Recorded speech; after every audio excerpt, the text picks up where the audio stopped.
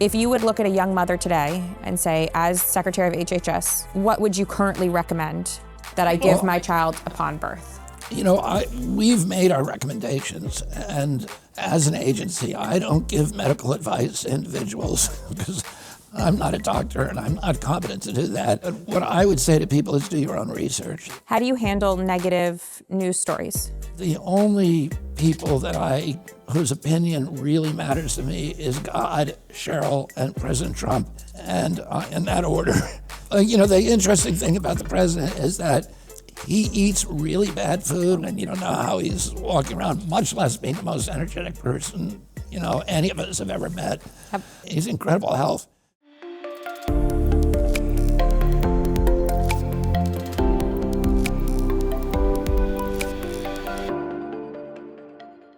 Hi, everyone, and welcome to this week's episode of the Katie Miller Podcast.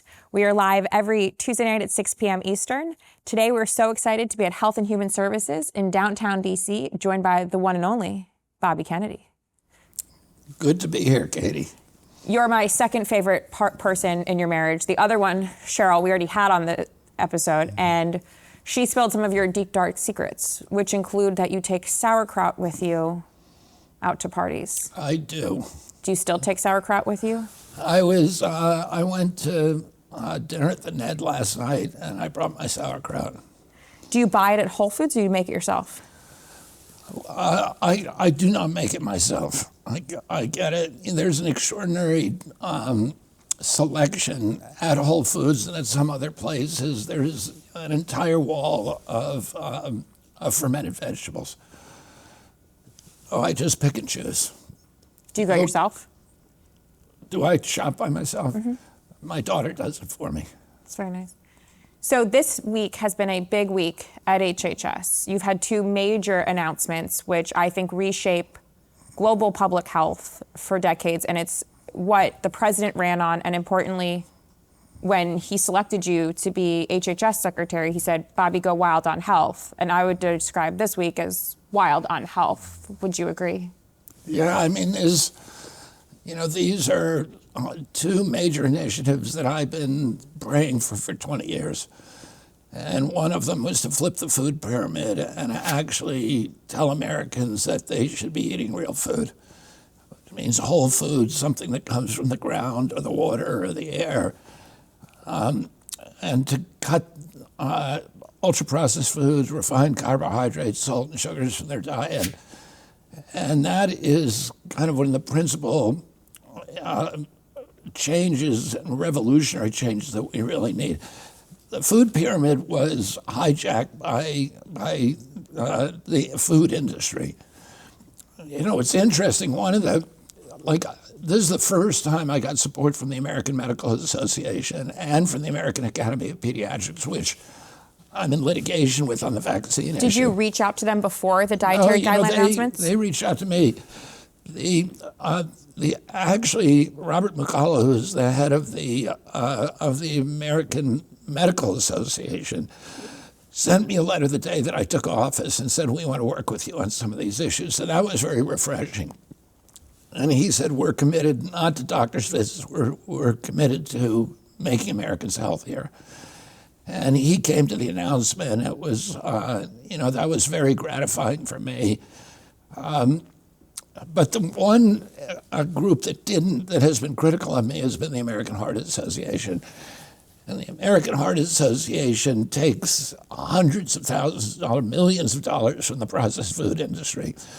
And one of the reasons that we had these dietary guidelines with Fruit Loops at the top of the food pyramid is, those guidelines were crafted by the mercantile impulses of those corporations. And they got validation from the American Heart Association. The American Heart Association was telling people to eat carbohydrates rather than protein and saturated fats and vegetables and fruits. They were fine with that, and they didn't tell anybody that they were taking all this money from that they were in the tank with the ultra-processed food companies. Coca-Cola and Pepsi are two of their biggest donors, which are big. They don't just make soda. They make a whole range of ultra-processed foods. And then the other announcement we made this week was about resetting the vaccine schedule. And you know all about that. When I was a kid, I got 3 vaccines. Kids today get 80 vaccines, 80 doses of about 18 vaccines. And in 1980, it was 23 doses of 7 vaccines. And this was all, there was not good science behind the vaccine schedule. We know that vaccines are effective in preventing disease, that many of them are. Measles will prevent measles, generally speaking. But we know very little about the risk profile of those products because vaccines are the only medical device or medical intervention that is exempted, or pharmaceutical product that's exempted from pre-licensing safety trials. So none of the vaccines on the schedule, with the exception of the COVID vaccine, none of them had ever been safety tested in a placebo-controlled trial in pre-licensure. So, and then the surveillance systems, what the industry and what the medical cartel will tell you is that, well, yeah, we're not safety testing them up front. We have a very good surveillance system so that we'll be able to spot injuries if they happen, and then we'll be able to recalibrate the vaccine. As it turns out, that's not true either. The surveillance systems for injuries are completely broken. They have 2. One is the VAERS system, Vaccine Adverse Event Reporting System, and that system is broken. It was designed to fail. Do you think doctors, when there is a vaccine injury or a mother calls into the overnight line to report that their child has a fever or isn't doing well post-vaccination, do you think those are grossly underreported? I know they're grossly underreported, and that CDC actually did a study of that question in 2010, and the lead author on the study was Lazarus, so you can look it up under Lazarus 2010. And that study compared, it actually created a machine counting system that was very efficient in collecting all vaccine injuries. And it compared the machine counting system in one HMO, the Harvard Pilgrim up in Boston. It compared the injury reports that were reported by a machine, automatically reported, to the voluntary ones. And the conclusion was that fewer than 1% of vaccine injuries were ever reported. So that is gross underreporting. And the National Academy of Sciences, the Institute of Medicine, which is the ultimate arbiter of vaccine safety, has said that any study that's based upon VAERS is automatically deficient. And so the only system that CDC really has, an automatic, or the system for reporting vaccine injury, is broken. Their other system, which is called the Vaccine Safety Data Link, is also designed to fail. And that's a system where the HMOs show, about 10 HMOs share their data, about 11 million patients, and they're supposed to, the CDC is supposed to go in that data, look at the vaccinations those kids have received, look at future injury claims, and then do a cluster analysis.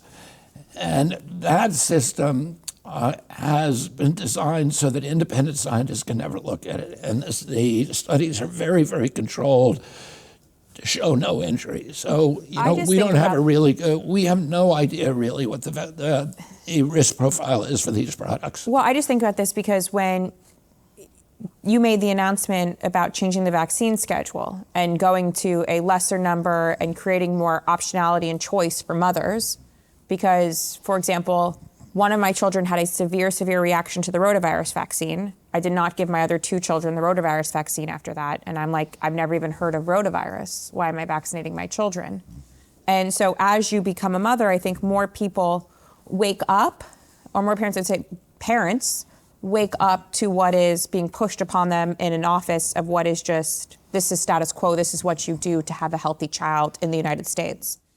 And what I would say is when a parent calls a pediatrician's office and I say my child's having an adverse reaction, I would be hard pressed to think that that's ever reported into any of the 2 systems that you just described. I think the pediatrician just says, okay, give Tylenol. Let me know if it gets worse. Yeah, and they're not reported. And what we found now from looking at the VAERS system is that a lot of doctors will sign on to report, but it takes about a half an hour, and it's very unwieldy. And about 80% of them quit before they finish. Yeah. And then, for many injuries that are long-term injuries, things like perhaps allergies or seizures, stuff that shows up, neurological disorders that aren't diagnosed for years, I would say that the chance of that ever being reported as vaccine injury is about zero. And of course, a physician has a lot of disincentives about reporting. One is the medical boards don't like a lot of reports, and they make that clear to the physicians. But also, if you're a doctor and a mother comes in and the baby gets a vaccine and then 5 days later it has a seizure, the doctor, understandably does not really tell that mother, oh, that could be a vaccine injury, which I just gave your child, saying it's going to help them. And they'll say, well, seizures are just normal at that age. So that, I think that happens a lot. It does happen. It happened to us. It happened to us. And I would say that, what upsets me the most is that a doctor could say, I feel that this is tied to a vaccine. And I can guarantee you what happened to my family was never reported. And so if it's happening to my family, I can't imagine the number of people that it happens to across our country where, the reason why I feel so passionately, and I'm so grateful for the work you're doing here, is because when it happens to you, you don't realize how bad it is. And so I think a lot of moms, when the legacy media laughs at them or says, we definitely need to give all of our kids the vaccines the same way we watch women guzzle Tylenol on TikTok. I think it's one of those things where you're saying, thank God that there's common sense restored. You mentioned the rotavirus vaccine. And, that's a good case. The rotavirus, I never heard of rotavirus until I started doing this work.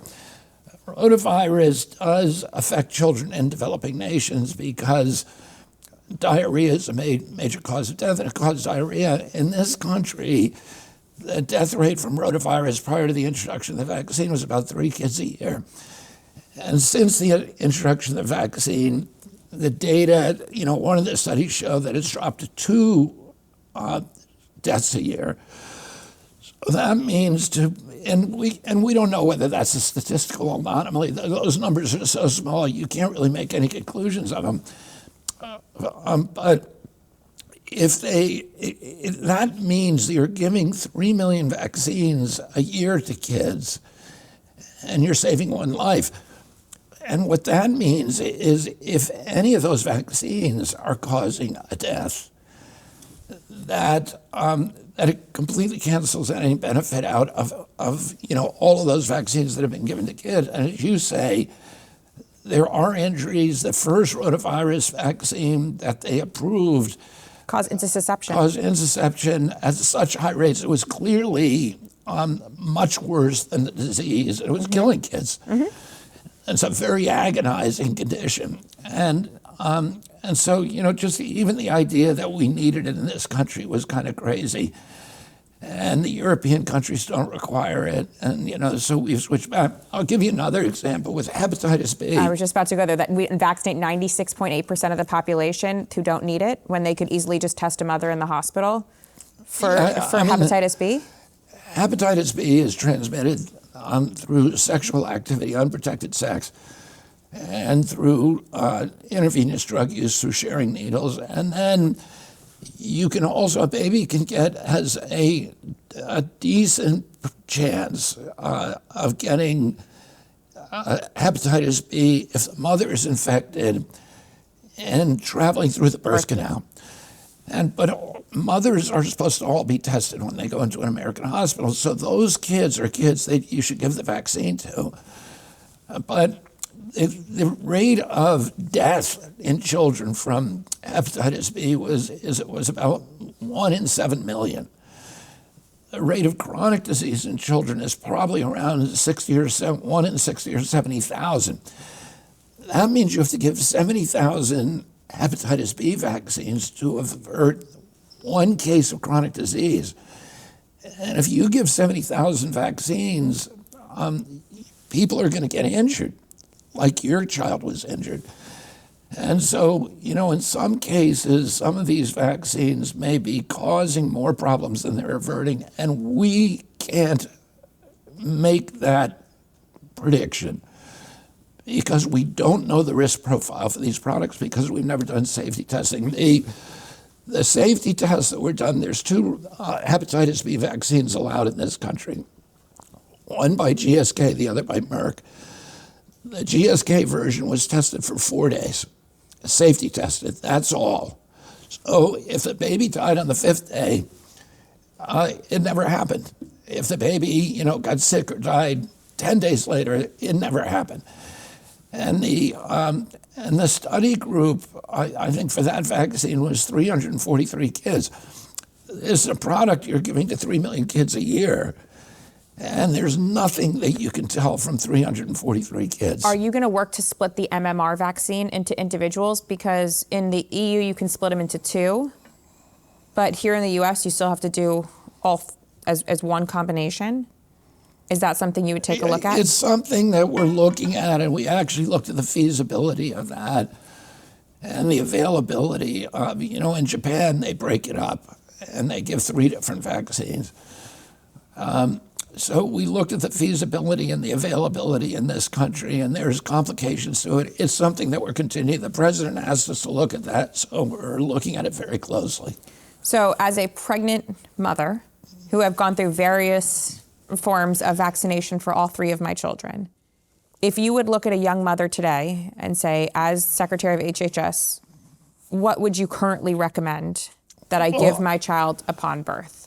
We've made our recommendations, and as an agency, I don't give medical advice to individuals because I'm not a doctor and I'm not competent to do that. But what I would say to people is do your own research. That, this idea that you should trust the experts, a good mother doesn't do that. A good mother, when you buy a car, you look at the Yelp reviews when you go, or you go to Consumer Reports, and everybody does research on that as well. The most important decisions you're making are about your children's health. And when you buy a baby carriage, you make sure, or a baby seat for your automobile, you look at the Consumer Reports, you look at the Yelp report, you do your own research. And mothers are worried about putting baby formula in plastic bottles. We worry about all of these things. And so for somebody to tell you you should not ask questions about a major medical intervention that is designed to permanently alter your immune system for the rest of your life, and for which there's no safety testing effectively, and for which there's been no testing at all to look at the vaccines in combination. Those are things that I advise everybody to do their own research on. And we're trying to help mothers by putting detailed research on the website, not the old just blind assurances, everything's safe and effective, but actually the data from studies so people can make informed choices. A lot's been said about the CDC and how HHS has sidelined medical professionals. What medical professionals or which doctors did you use to help guide you to the new updated vaccine schedule? How did that come to be? Well, we consulted with medical professionals across all the agencies, including not only political appointees at CDC, but career vaccine safety experts at CDC. And those individuals at CDC, those scientists, one of whom has been there for, I think, 25 years and was a senior vaccine safety scientist, they made comments in the report, and those comments are reflected in the final report. I want to flip just to the dietary guidelines that you briefly talked about and how important that is. I've read a lot of praise for the dietary guidelines, but some pushback in terms of saying that you should not have processed sugar, now going from age 2 to age 10, saying, is that really serious that kids can't have a birthday cake till age 10? What would be your response to saying that kids shouldn't have sugar now until 10, and do you find it to be realistic? We, we make recommendations based upon health impacts. So different people will have different successes complying with that. I've walked through the checkout counter with my kids in the shopping cart and having them reach for all that stuff that they put there. And I know how hard it is to deny your kids that stuff when it's right in front of them and it's being forced on them all the time. We recognize that, but what we're telling parents is here's what if you're really concerned about your child's health, that's what you ought to do. And people will comply as best they can. The sugar was not available prior to the industrial age. And, now it's all around us. And, we've gone to eating pounds of sugar, 10, 20, 30 pounds of sugar each American a year. And that's not healthy. In historical times, you would get sugar intermittently. A fruit tree would blossom, and you'd take it. You'd find a bee's nest with honey in it, and you could get sugar in your diet. And it was okay. The human metabolic system can process it, and they can process it better when it's in the food. But processed sugar, there is no precedent for that in our evolutionary history, and it destroys the metabolism. It destroys our metabolic system. It feeds tumors. It just is awful for you. Do you believe in the 80-20 rule, which is? Tell me what that rule is. Okay, so it's like you do the best you can 80% of the time. That's how Steve, your husband, decides which issues that we should go with, right? Do you believe that you do the best you can 80% of the time and then turn to blind eye the 20%, right? So for example, you're the young mother going through the checkout counter and you're like, my kids, as much as I'm home with them and I cook them a whole healthy meal, I try to stick to your very high limits now on protein. And you know what, but they want the cookie that they're going to give me at the counter. Do you just say, okay, it's the 20% and I'm going to look the other way? Well, you can make any excuse for doing it, and we all do. So I don't quantify how many times I fail aspirationally. But what we're telling people, we're giving them an aspiration, and then you comply with it the best you can. Was there any bit of controversy when you were writing the dietary guidelines or disagreement among the team on some of the guidelines? Because they're all very specific, and I feel like some of you would want more things than others. There was bloodshed on every recommendation. It was full hand-to-hand combat. We had. What's the most controversial one? I think saturated fats, because there just wasn't good enough numbers. The science is not out there yet. There's all kinds of controversy about the relationship between carbohydrates, refined carbohydrates, and lipid production, and whether lipids are actually causing cardiac arrest. There's science that challenges that. There's science that challenges everything. What we did is we created guardrails and interpreting that science as best we could. And we tried to be conservative and tell parents, we're not mandating that you can't eat this or can't eat that, but here's what you should shoot for. What's the biggest roadblock in trying to make America healthy again? The biggest roadblock is the power of vested interests of the pharmaceutical cartel, and of the big food and an economic system that, through nobody's particular fault, has rewarded very, very addictive foods. And a lot of that was deliberate. In the 1980s, I was peripherally involved in the tobacco cases. And during that period, the tobacco companies, the cigarette companies, were the richest companies, the most cash-rich companies in the world. And those companies saw the writing on the wall. They saw that there was regulatory headwinds, there was litigation, the consumers were turning against them. And they began to diversify. And they bought food companies, so that by 1993, the two biggest food companies in the world were Philip Morris and R.J. Reynolds. And they shifted thousands of scientists who were making whose job it was to make tobacco more addictive and cigarettes more addictive, and they shifted them to food research to figure out ways to make food addictive. And they did that by adding sugar, by adding softeners, by adding all kinds of chemicals that essentially hijack our brains and get us addicted to these products. And the products don't have nutrients in them. What's the worst product So you could buy you're today? always hungry. What's the worst product you could buy today, or food product?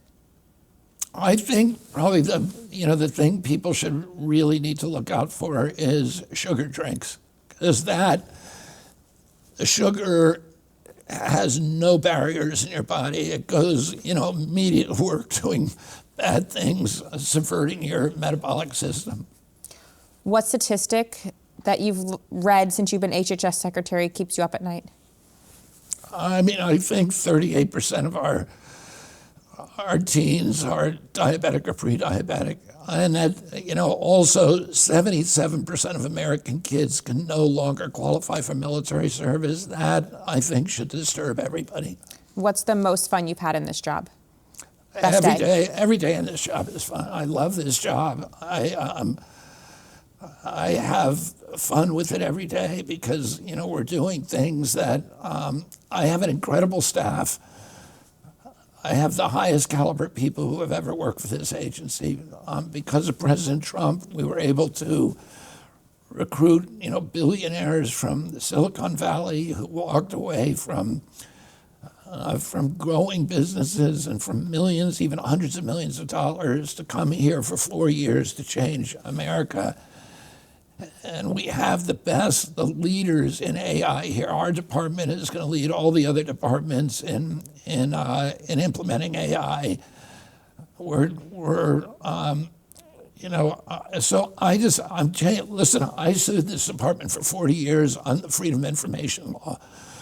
We're going to lead all the other departments on revolutionizing the Freedom of Information Law so that you can go on and it's going to be processed by AI. You can go on a website, you can get the documents you need instantaneously, and we've got a really good website. I saw the mock-up of it the other day, and I'm very excited about that. But, as somebody who's been fighting from the outside for 40 years, to be able to come on the inside and actually change the things. And, everybody said, there's 80,000 people there who are all going to be against you, and it has not been true. There are pockets of people who are, doing everything they can to subvert and undermine us. By and large, I'm just very proud of the people who work, both the careers and the politicals who work for this agency, who have fallen in line and are excited about making America healthy again. What's the best day you've had? The best day, I think this week was the best day I had, because these are two momentous reforms that, that are really going to revolutionize the food culture in this country and return informed choice and freedom of choice to American mothers. What's a conspiracy theory that you believe in? Well, I believe that glyphosate causes cancer. I believe that masks, that there's no scientific evidence that masks prevent the transmission of, or inhibit at all the transmission of respiratory illnesses. I don't think the COVID vaccine prevented transmission. All of those were once. And, I don't think social distancing worked. All of those things were, conspiracy theories at one point when I first started talking about them, and they're now pretty much validated and acknowledged by all of the power centers of our society. One of President Trump's big pushes in the early days was price transparency for consumers. Are you guys working on anything right now towards that end goal? For price transparency? Yeah. I mean, we just adopted Transparency 2.0, where we're going to require every hospital and every physician in this country to provide their customers, their patients, with a full price transparency prior to getting on site, prior to getting the procedure.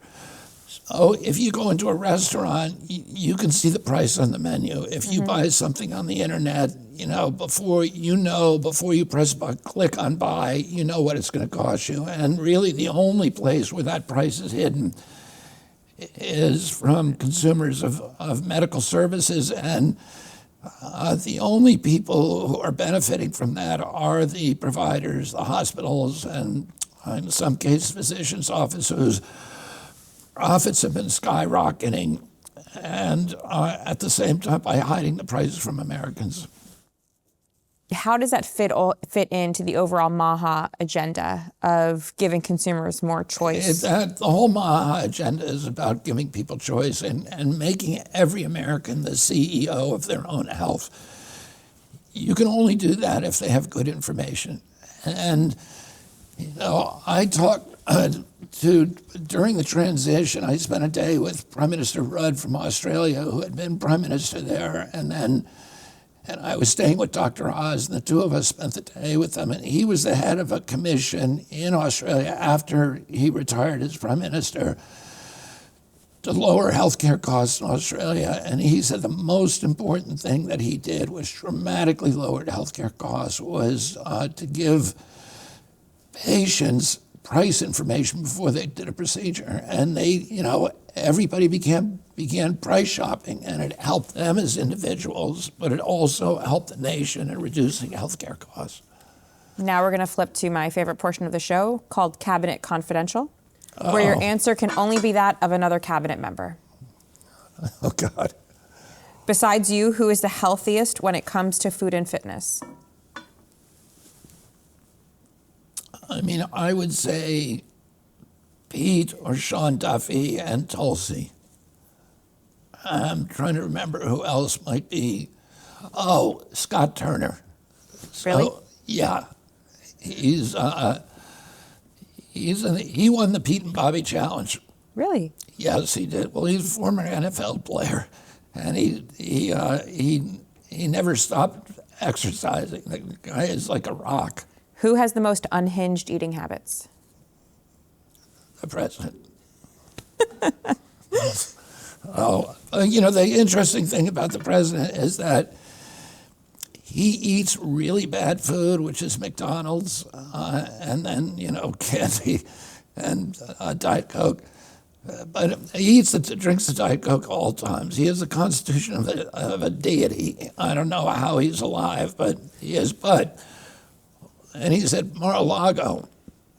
He says that the only time that he eats the junk food is when he's on the road, and he wants to eat food from big corporations because he trusts it. He doesn't want to get sick when he's on the road. But when he's at Mar-a-Lago or at the White House, he's eating really good food. So I think you get this, if you travel with him, you get this idea that he's just pumping himself full of poison all day long, and you don't know how he's walking around, much less being the most energetic person, any of us have ever met. But I think he actually does eat pretty good food usually. He's incredible health. Mm-hmm. Dr. Oz looked at his medical records and said he's got the highest testosterone level that he's ever seen for an individual over 70 years old. I know the president will be happy that I repeat that. Who would dominate in the presidential fitness test? We know that. The answer to that has already been, that question has been answered, and it is Scott Turner, and then I would say Pete and me. For age, I probably beat them all. And then Sean Duffy. Sean Duffy was a 5-time national lumberjack champion. Yes. And he's still in amazing shape. Who would you trust to cook you dinner? Who would I trust to cook me dinner? I would trust Howard Lutnick because I know that guy, he eats the best food, and he's not cooking it. He's not cooking it, but he'd be the guy that you'd want to eat dinner with. Okay. Who would accidentally break something fragile at the White House? God, I think that would probably be me. I don't know. I'll take that one. What's your daily routine right now? My daily routine is I wake up at like 6 in the morning. I go to a meeting. I do meditations. I go to a meeting, a 12-step meeting. Then I go to the gym, and then I go to work. And I usually, and then I eat, I'm on a carnivore diet, so I eat meat and fermented vegetables. And then I usually go home around 6, and then I work till maybe 9 o'clock at night. Then if the president calls, everything is topsy-turvy. What supplements do you currently take, if any? I take vitamin D, and I take quercetin and zinc, and I take magnesium, and then I take a bunch, vitamin C and a bunch of other stuff. What brand of vitamin do you take? I was taking Dr. Mercola, but I take all kinds of stuff. I don't know. I usually don't talk about that because I don't really want to offer myself as a role model for what people should be taking. And my method is I read an article about something, and I get convinced that I got to have this stuff, and then I get it, and then 6 months later I'm still taking it. I don't remember what the article said, so I end up with a big crate of vitamins that I'm taking. I don't even know why. It's like most people. What's one health or diet trend that you think Americans should be skeptical of right now? I don't know.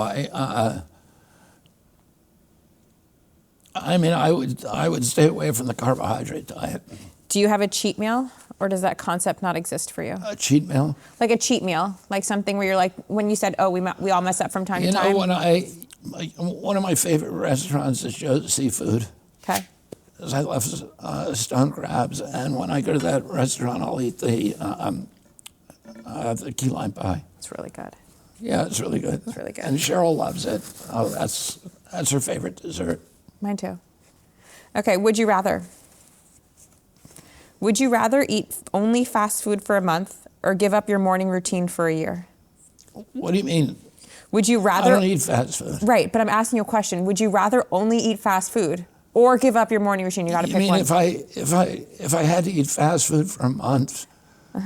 No, I would not give up my morning routine. I would rather do that even if I was eating fast food, and I would enjoy eating fast food. I like the taste of it.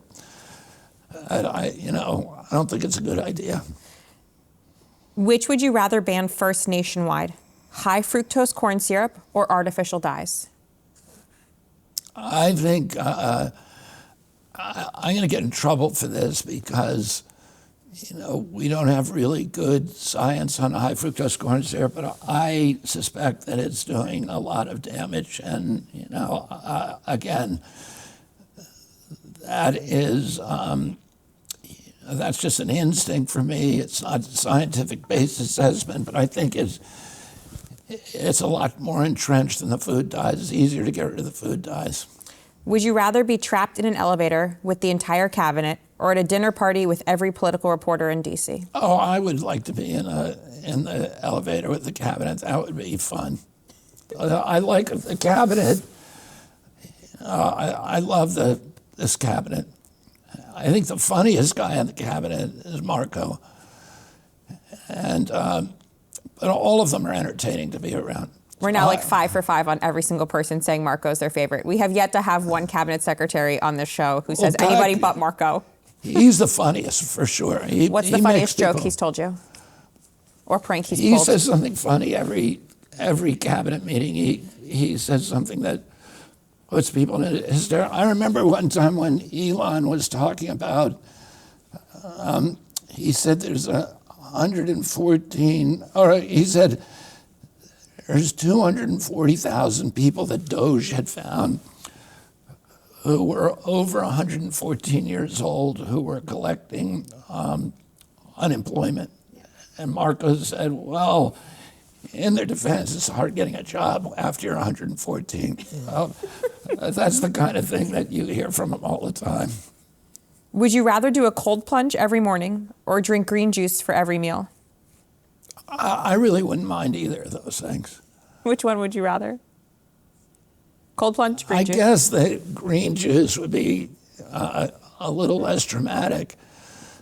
I'm not, if I really saw some science that my kids do cold plunges, one of them every day, and tries to get me in it, and Dr. Oz has one. I know. And he tries, he's very persuasive, and he tries to get everybody in that cold plunge. And I don't always go because I'm just not convinced. I am not convinced, but maybe if I saw some peer-reviewed studies that it was actually extending my life, I'd happily do it. Would you rather cure America's chronic stress or its chronic cynicism? I don't know. They're probably linked. I think if you're cynical about everything, you're going to be stressed all the time. What's one ingredient you'd ban from the food system forever? Well, I already have banned food dyes. Oh, that's easy. Who can do more pull-ups, you or Pete Hegseth? I think I could do more in one, at a time. But he's pretty good.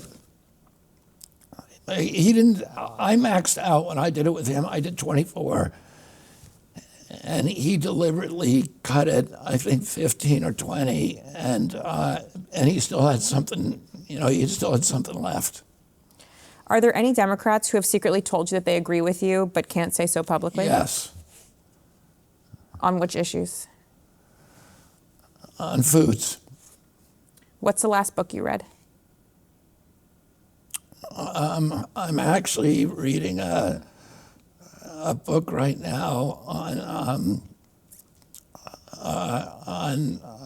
anti-Judaism, not anti-Semitism, but it's called anti-Judaism. It's a history. What's been the hardest part of taking this job or the last year, either from a professional side or a personal side? Hardest part? Mm-hmm. I mean, there have been, it was challenging moving my family to Washington and all of that. But I really love this job. So everything about it I've enjoyed, and Cheryl is very happy here in Washington. So I'm happy. How do you handle negative news stories? I don't internalize them. I know what my job is, and what other people think about me or say about me is not my business. The only people whose opinion really matters to me is God, Cheryl, and President Trump, and in that order. And as long as I'm, and I don't really have control over anything except a little piece of real estate inside my own shoes. And so I just have to get up every day and say, reporting for duty, sir, and go about my day and keep doing the next right thing. And all of the screaming and the noise is it's just noise. And so it doesn't bother me. What's it like being in D.C., which is so storied for your family?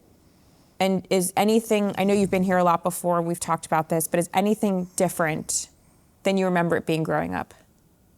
Well, everything's different from when I was growing up. I mean, the whole landscape's changed from when I was growing up. I was raised across the Hudson in McLean before they built Dolly Madison Highway, which is 123, before they built the CIA.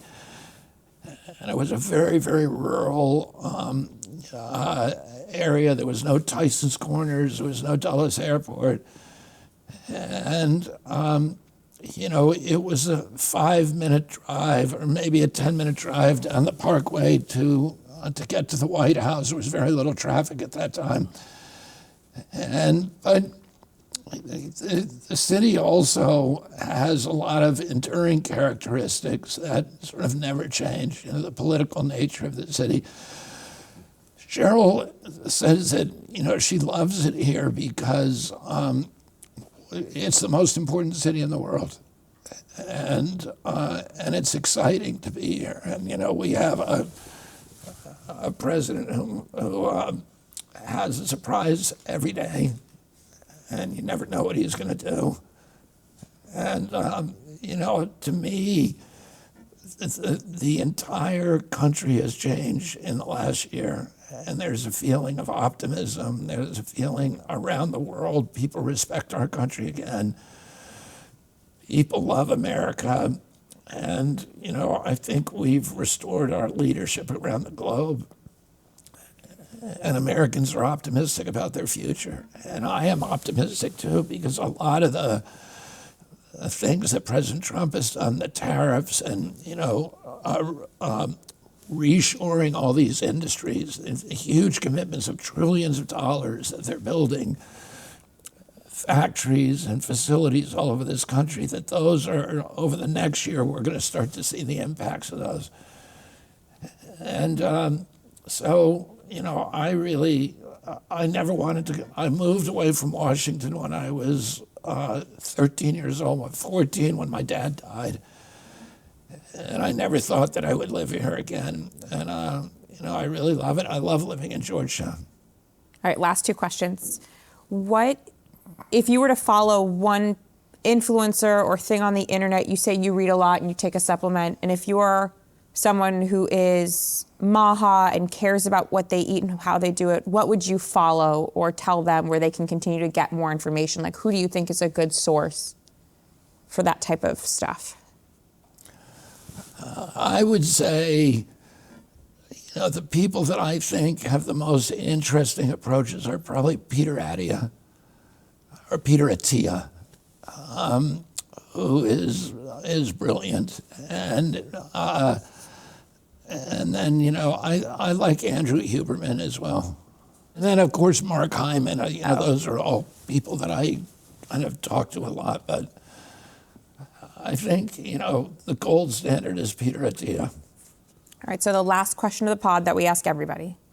If you could host a dinner party with 3 people, dead or alive, who's sitting at the table and what are you eating? Well, is my wife at the table too? She's part of the 3. She's one of the 3? Yes. Okay. Well, it would be her, and, it would be JD and President Trump. What are you eating? Steak. She'd be eating vegetables. Thanks, Bobby. Thank you, Thanks, Katie. Mr. Secretary. Thank you so much for watching this episode of the Katie Miller Podcast. Please don't forget to like, follow, subscribe, and share. Thank you so much to Bobby Kennedy for joining this week's episode. We'll see you next week, Tuesday nights, 6 p.m., everywhere you get a podcast. Thanks.